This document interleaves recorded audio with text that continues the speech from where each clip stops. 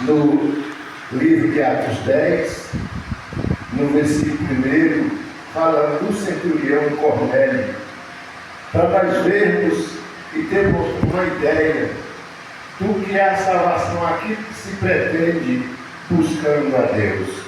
Aleluia. A Bíblia nos relata aqui em Atos 10, a partir do versículo 1, que Cornélio era um homem de oração fiel. Ele e a sua família oravam a Deus e buscavam a presença de Deus. E a Bíblia também diz que ele ajudava muito o povo, dava esmola, e era um homem bondoso. Mas quando é um belo dia, aparece um anjo de Deus na presença de Cornélio e diz: Cornélio, Deus ouviu as tuas orações e as tuas esmolas também chegaram na presença de Deus. Porém, Deus me manda aqui para te dizer o que tu deves fazer, Cornélio. Que tu deves mandar alguém do teu povo, da tua casa, dos teus servos, aleluia, em Jope, na casa de um certo Simão, curtidor. Lá também tem um homem chamado Simão, por sobrenome Pedro. Esse anjo vai te dizer, Cornélio, o que tu há de fazer. Então aqui nós observamos que mesmo com as esmolas chegando no céu, as orações chegando no céu, nós observamos que ainda precisava de algo. Então é importante a gente entender que a oração, a gente ser bom com as pessoas, ajudar as pessoas, dar roupa aos necessitados de roupa, dar comida aos necessitados de comida, dar esmola aos necessitados de dinheiro para comprar alguma coisa. Observamos que isso daqui é muito importante. Deus ouviu e viu. Porém, isso não garantiu que Cornélio pudesse ser salvo. É tanto que esse anjo aparece na presença de Deus, de Cornélio, e diz que Deus manda ele avisar Cornélio o que há de fazer. Faltava algo, porque esse homem era bondoso, mas só isso não era suficiente para a salvação eterna.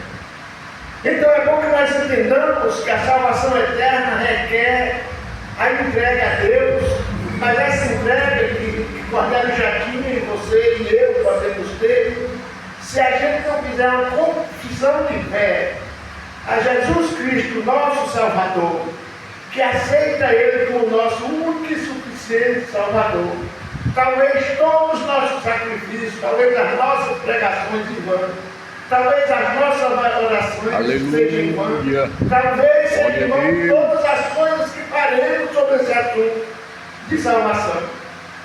Enquanto nós não fizermos, podemos ser eloquentes, podemos ter a maior das eloquências da palavra de Deus, porque pregar ou cantar, você pode fazer isso e agradar a Deus.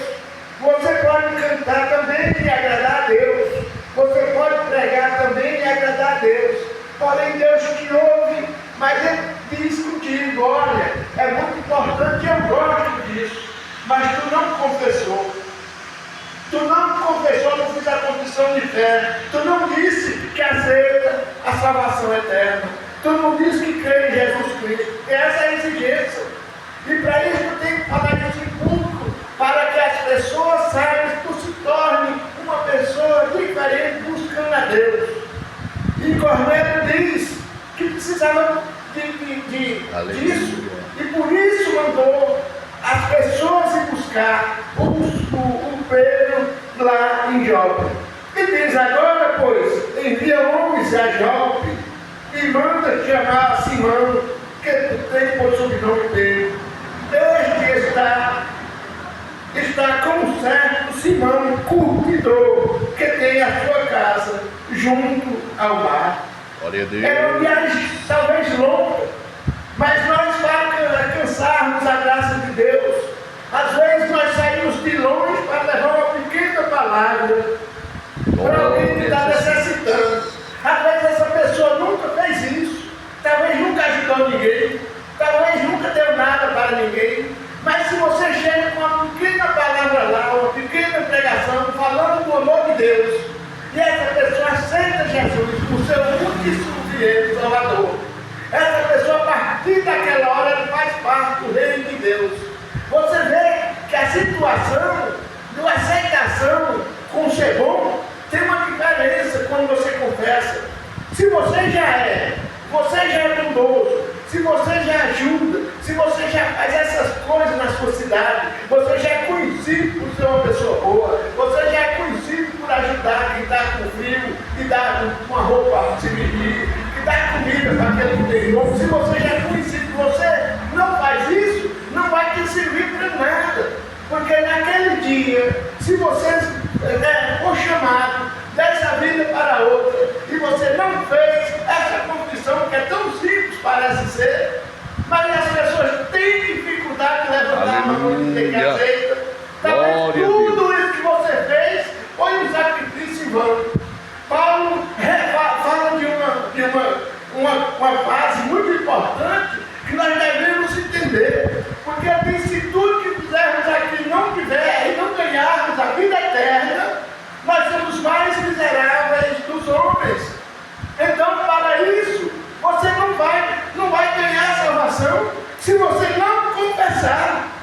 É simples essa coisa, mas nós precisamos disso. E muita gente às vezes se ilude em ser bom, acha que não faz nada errado, quer viver na vida que ele acha que é bom, que é a si próprio, mas não faz nada que se sacrifique para a aceitação, porque a partir daquela hora da aceitação em Cristo Jesus, você passa a ser uma pessoa diferente. A Bíblia diz que a partir daquela hora você passa a ter o nome no livro do céu.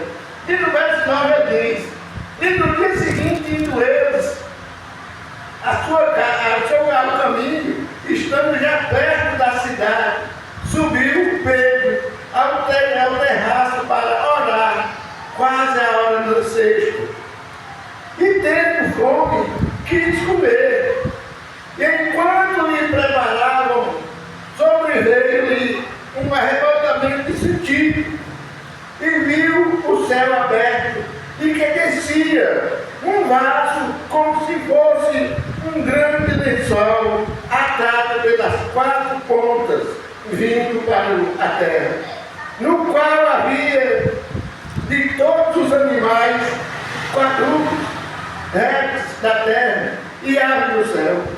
E foi-lhe dirigido uma voz: levanta-te, Pedro, mata e come. Mas Pedro diz: de modo nenhum, Senhor, porque nunca comi coisa alguma comum e imunda.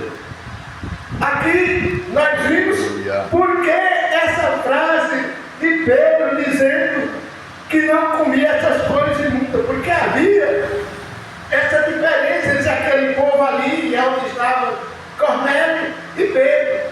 Então, havia uma certa dificuldade de aceitar, sendo um homem de Deus, sendo um pastor, deixado por Cristo, mas mesmo assim, o coração de Pedro também havia alguma necessidade de quebrantamento. Nós vimos aqui, é bom que nós falamos sobre esse assunto, havia uma certa falta de quebrantamento, de conhecimento, de discernimento para Pedro, para que ele ainda soubesse o que é que Deus queria que ele fizesse como pastor na igreja. Aleluia. Então Pedro ali, quando viu aquilo, o Senhor disse: Pedro, não faz imundo aquilo que eu consagrei, não faz imundo, Pedro. E Pedro ali decidiu aí acompanhar, logo chegou os rapazes, e dando o recado, Pedro entendeu aquela mensagem e foi para a casa de Cornélio.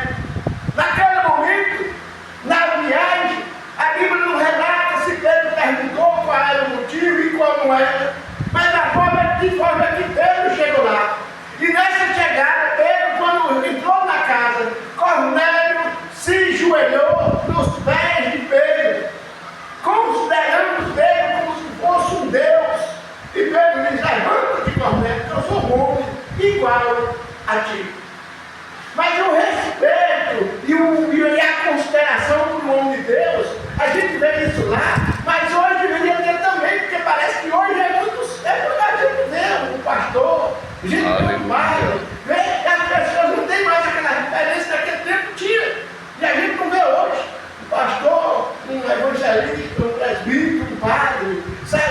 Aí a gente vê que não tem mais essa referência. Naquele tempo tinha. Ele sabia que aquele homem que estava ali tinha intimidade com Deus. E por esse motivo ele se ajoelhou. Porque se eu me ajoelho na presença de uma pessoa que eu sei que tem intimidade com Deus, no mínimo eu vou querer também alguma coisa que eu tenho da parte de Deus.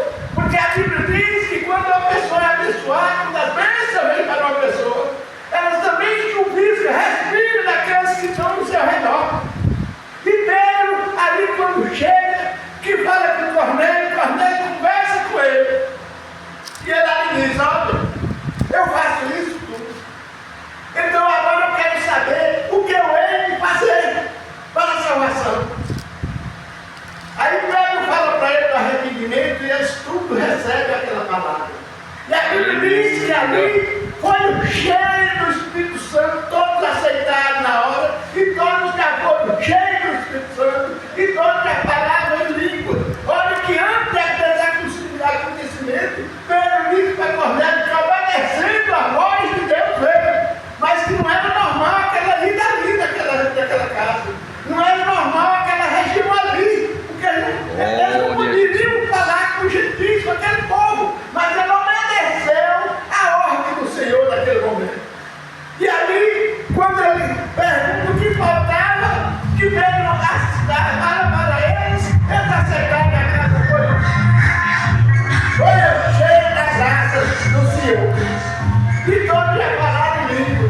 E aqui Pedro, quando viu aquele movimento, Pedro já diz assim: olha, eu agora entendo que Deus não faz acepção de pessoas, porque Deus veio para salvar todo mundo. Jesus veio para salvar todo mundo. Quando a Bíblia diz que ele primeiro veio para o povo, não é dizer que os outros também não iam ser salvos. Eu primeiro vim para esses. Quando eu vou fazer aqui uma conjectura, quando eu vou para Brasília, eu primeiro vou para a casa dos meus filhos.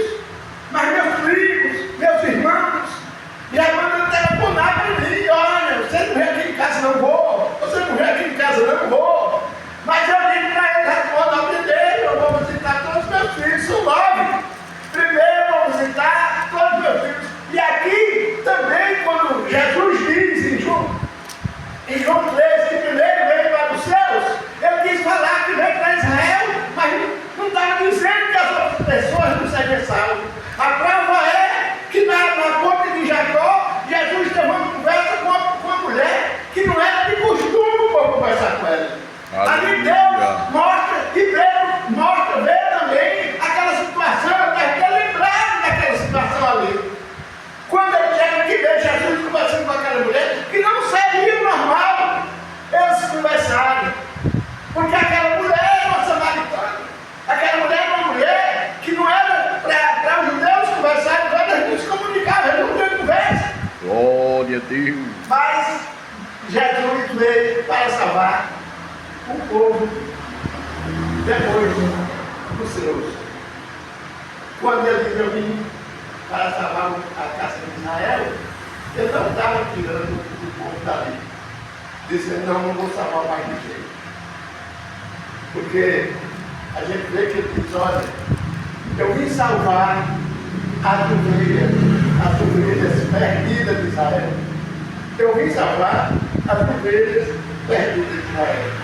Nós temos que entender que o plano de Deus para a salvação, Deus fez alguma coisa que mudou a ideia de todo mundo, e as pessoas às vezes comentam e não estão errados em comentar, é de dizer que, olha, era só eles. Não. Eu estava dizendo: primeiro eu vim para eles, deixa eu resolver esses problemas primeiro. Então, se eu venho para pregar a palavra de Deus, se eu venho para falar da palavra de Deus, deixa eu falar primeiro da palavra da salvação, deixa eu falar do amor de Deus. Se eu vim primeiro para a igreja, para pregar e falar do amor de Deus, é minha necessidade primeira, é minha prioridade, é falar do amor de Deus para aquele que nele crê. Glória a Jesus. Aleluia. Eu creio que Deus tem um lugar preparado para todos aqueles que nele creem. Eu vou encerrar por aqui, passar para